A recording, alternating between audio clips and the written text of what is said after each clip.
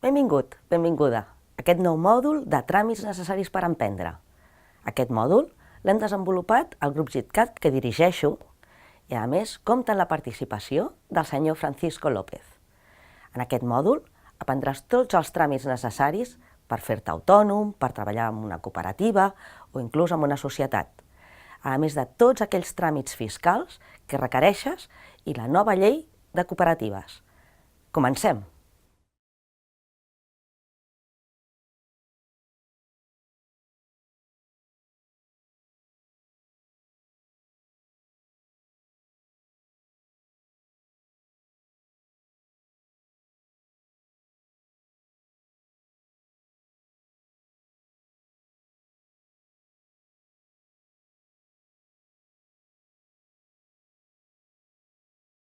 Bueno, los trámites de constituirse como autónomo, los hemos comentado antes un poco, es básicamente ir a Hacienda, solo hay que ir a Hacienda y registrarse en el censo como autónomo, como contribuyente en régimen de autónomos. Eso significa elegir un epígrafe, hay una lista de epígrafes en función de la actividad que uno va a desarrollar y decir, pues yo voy a desarrollar tal actividad que es el epígrafe tal. Hay que completar un impreso, firmarlo, presentarlo en Hacienda y a partir de ese momento Hacienda ya sabe que uno es un autónomo y que va a hacer facturas. Las facturas las harás con tu propio DNI, con tu número de DNI o de NIF personal y punto. Y no tiene, digamos, más secretos.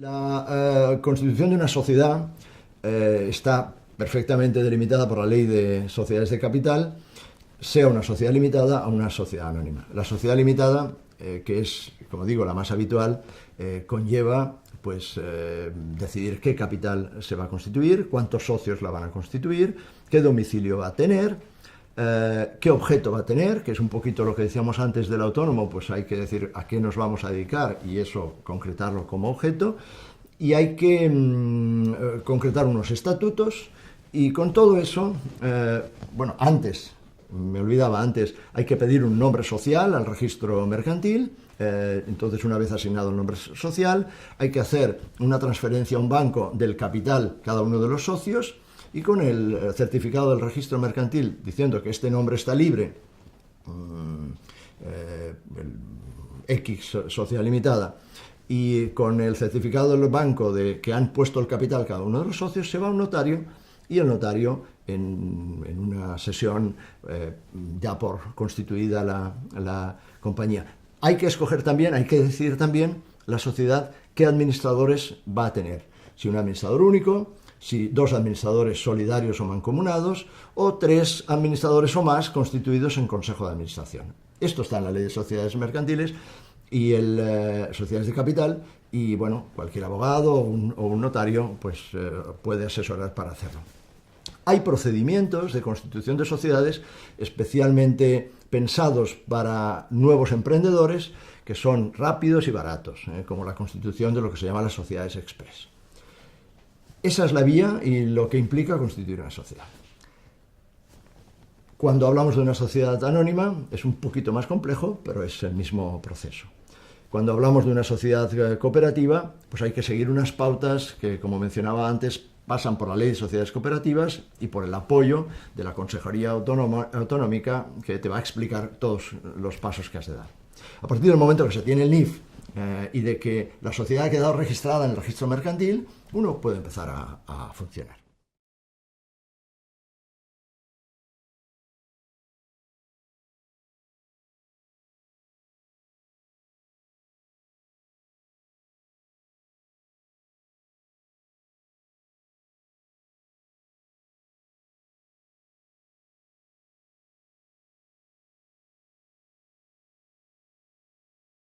Bueno, los trámites para constituirse como autónomo o para crear una sociedad son los mismos en cualquier lugar de España, no hay una diferencia entre Cataluña y el resto de España. Desde un punto de vista fiscal, el impuesto de sociedades, la cuota o el tipo del impuesto de sociedades es el mismo para toda España. Desde el punto de vista fiscal, si eres autónomo, como lo vas a declarar en tu declaración de renta y como los tipos de renta no son los mismos en toda España, porque hay una parte que las comunidades pueden decidir, pues obviamente esto sí que afecta al autónomo, le puede llegar a afectar al autónomo de Cataluña frente al autónomo de otra comunidad.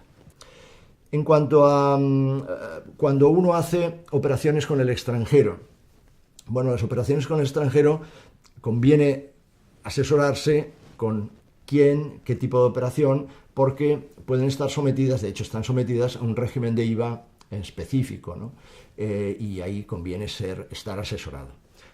Específicamente cuando haces operaciones en el extranjero dentro de lo que es la Unión Europea, hay un tipo de obligación de información que se llama la presentación del Intrastat, que es una información que la Unión Europea exige a todos aquellos que importan o exportan o realizan actividades dentro de la Unión Europea y que la exige desde el momento en que la Unión Europea desaparecieron las aduanas. Las aduanas antes permitían controlar qué se hacía entre los países europeos. Como no hay aduanas, sustituyeron la aduana por la información del Intrastat, que hay que presentarla a Hacienda, a la Hacienda de cada país, y después las haciendas de cada país comparten esta información a nivel de Unión Europea. Y que además conlleva un tratamiento de IVA diferenciado cuando uno está en lo que se llama el registro de operadores intracomunitarios, cuando uno se registra como un operador entre países de la Unión Europea. Pero yo sugiero que en este ámbito del IVA y operaciones de extranjero, pues dejarse asesorar.